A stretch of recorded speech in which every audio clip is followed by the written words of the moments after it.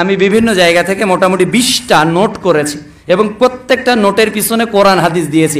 অর্থাৎ এখানে যত গার্ডিয়ান এসেছেন এই 20টা বিষয় যাতে আপনার পরিবারে থাকে।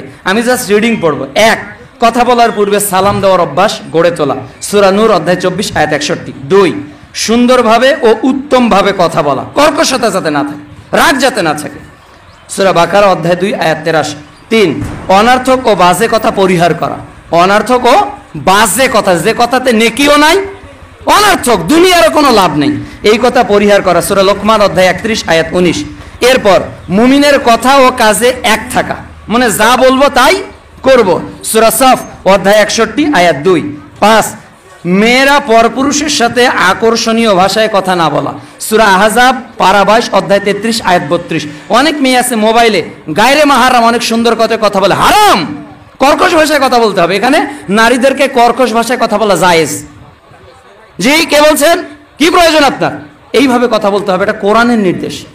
ওই নারী বলতে পারবে না কে বলছেন, সুর দিয়ে কোনো কথা হবে না। অপর কোনো নাম্বার থেকে যদি কোনো নারী ফোন বাধ্যতামূলক রিসিভ করতেই হয় আর যদি কণ্ঠ পরিচিত না পাওয়া যায় তাহলে অবশ্যই নরম ভাষায় কথা বলা যাবে না, জাস্ট প্রয়োজনীয় যতটুকু কথা বলা প্রয়োজন ততটুকু বলতে হবে। এরপর 6 নম্বর, আল্লাহ সুদ, ঘুষ, জেনা, অশ্লীলতা, গান বাজনা, নেশা, মদ, জর্দা, গুল, মাদকতা, বিড়িকে হারাম করেছেন, এগুলো খাওয়া যাবে না।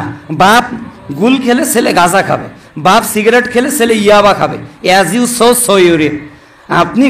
আপনি বিড়ি টানবেন আর আপনার ছেলে তাহাজ্জুদে সালাত আদায় করবে, সম্ভব না। কেননা প্রিয় নবী বলেছে কুল্লু মাউলুদ ইউলাদু আলাল ফিতরা, প্রত্যেক আদম সন্তান ইসলামের উপর জন্মগ্রহণ করে, মা বাবা ইহুদি বানিয়ে দেয়, মা বাবাই অগ্নি উপাসক বানিয়ে দেয়। এরপর হালাল ও পবিত্র রিজিক উপার্জন করা, যাবতীয় হারাম থেকে বিরত থাকা। আগেরটা দলিল সূরা মাইদা অধ্যায় 5 আয়াত 90, সূরা আরাফ অধ্যায় 7 আয়াত 195। এবং হালাল গ্রহণ করা, হারাম বর্জন করা। সুদের চাকরিও করা যাবে না, অ্যাপ্লিকেশনও করা যাবে না। ব্যাংকে ডিজি কি বলে ওটা টাকা জমা রেখেছে অনেক সরকারি চাকরিজীবীরা, ডিপিএস, হারাম, জমা রাখা যাবে না, নিষেধ। টাকা পাইলাম আমি অবসরে 5 লাখ টাকা 50 লাখ টাকা ব্যাংকে জমা রাখলাম, প্রতি মাসে 50,000 টাকা করে নিচ্ছি, পরিবার চালাচ্ছি, সুদ, মায়ের সাথে জেনা করার পাপ, হারাম। এই পরিবারে কখনো আলেম তৈরি হবে না। এরপর গুরুত্বপূর্ণ, ওটা হলো 3টা আয়াতে আছে, সূরা বাকারা অধ্যায় 2 আয়াত 168, আয়াত 172, সূরা মুমিনুন অধ্যায় 23 আয়াত 51। এরপর নারীদের পূর্ণ পর্দার সহিত চলাফেরা করা, কোনো নারী বাইরে যাবে হাত মোজা, পা মোজা, মুখ ঢাকা ছাড়াই, এই পিতা হলো দায়ুস। দায়ুসের আলোচনা করেছে, দায়ুস কারা, আর দায়ুসুল লা ইয়াদখুলুল জান্নাহ, এই বিষয়ে আর যাব না, সূরা আহজাব অধ্যায় 33 আয়াত 33 আয়াত 59। এরপর কোনো বাড়িতে টিভি রাখা যাবে না। আমাদের বাড়িতে টিভি নেই, কয় বছর থেকে নেই আমরা নিজেরাই জানি না। আমার বাড়িতে তো এই বাড়ি হয়েছে থেকে টিভি নেই। ডিসলাইন তো একেবারে সুদ খাওয়ার চেয়েও হারাম, এটা মানুষকে জেনার দিকে নিয়ে যায়। কোনো মুসলমানের বাচ্চার বাড়িতে ডিসলাইন থাকতে পারে না, সে যদি মুসলমান হয়। কোনো মুসলমানের বাচ্চার বাড়িতে ডিসলাইন থাকতে পারে না। এই প্রত্যেকটা ডিসলাইনের 95% ফিলিস্তিনের মুসলমানদেরকে মেরে ফেলার পক্ষে ব্যয় করতেছে ইহুদিরা। দেখেন কয়টা চ্যালেঞ্জ মুসলমানদের আর কয়টা কাফেরদের, আপনি হিসাব মিলিয়ে দেখেন ওরা কাদেরকে সহযোগিতা করবে। আল্লাহর বিধান অনুযায়ী বা'দুহুম আউলিয়া বা'দ। ইসরায়েল হিন্দুস্তানের বন্ধু, হিন্দুস্তান ইসরায়েলের বন্ধু, বা'দুহুম আউলিয়া বা'দ, সূরা মাইদার আয়াত নাম্বার 51। এই যে কখন এগুলো রাখা যাবে না। এরপর প্রতিদিন 5 ওয়াক্ত সালাতে অভ্যস্ত হতে হবে পরিবার সহ। এরপর কোরআন তেলাওয়াত করতে হবে যা আমাদের জন্য হেদায়েত স্বরূপ। এরপর হাদিস পাঠ করতে হবে যা আমাদের উত্তম আদর্শ, সূরা আহজাব অধ্যায় 33 আয়াত 21। এরপর তওবা, প্রতিনিয়ত তওবা করা, কখন মারা যাব জানি না, সূরা ফুরকান অধ্যায় 25 আয়াত 70। এরপর কবরের কথা স্মরণ করা যা সাহাবীরা প্রতিনিয়ত করত, সুনানে তিরমিজি 2308 নম্বর হাদিস।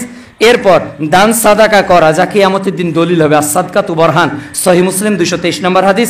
এরপর পিতামাতার সাথে উত্তম আচরণ করা, সূরা বনী ইসরাইল অধ্যায় 17 আয়াত 23 ও 24। নিজে ও নিজের পরিবারকে জাহান্নাম থেকে বাঁচা, সূরা আহজাব অধ্যায় 66 আয়াত 6।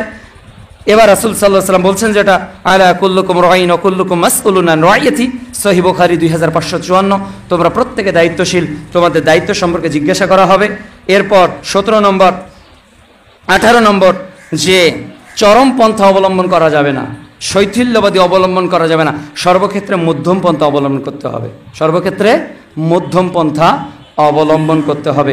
ব্যালট বা বুলেটের মাধ্যমে সমাজ পরিবর্তন হবে? মানুষের আকীদা পরিবর্তন করতে হবে, বিশ্বাস পরিবর্তন করতে হবে। যেদিন আবু বকর, ওমর, ওসমান রাদিয়াল্লাহু তাআলা আনহুর মতো মানুষ তৈরি হয়ে যাবে, অটোমেটিক ইসলাম তৈরি হয়ে যাবে। ব্যালট বাক্সে আগে সিল দাও, অমুককে হটাও, অমুককে বসাও, এভাবে কখনো ইসলামে শান্তি আসতে পারে না। 19 নম্বর, দুনিয়া নয় আখিরাতকে প্রাধান্য দিতে হবে। সূরা আলা অধ্যায় 87 আয়াত 16 ও 17, বাল তুসিরুনাল হায়াতাদ দুনিয়া ওয়াল আখিরাতু খায়রু ওয়া আবকা। সর্বশেষ, সর্বদা আল্লাহর উপর ভরসা করা। কার উপর ভরসা করব? কার উপর? সূরা মাইদা অধ্যায় 5 আয়াত 23।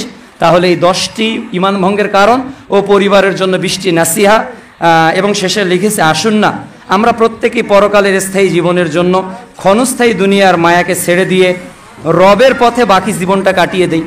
আসুন না আমরা রবের কাছে বিক্রি হয়ে যাই। রবের কাছে বিক্রি হতে চান তো? কিনে নিক না আমাদের গোটা দেহ, মাল, ধন, সম্পদ, আমরা রবের কাছে বিক্রি হয়ে যাই সবাই। কতই না উত্তম খরিদ্দার আল্লাহ, যদি আমরা নিজেকে রবের জন্য বিক্রি করে দিতে পারি। মহান আল্লাহ রাব্বুল আলামিন আমাদেরকে যেন তৌফিক দান করেন। আল্লাহুম্মা আমিন।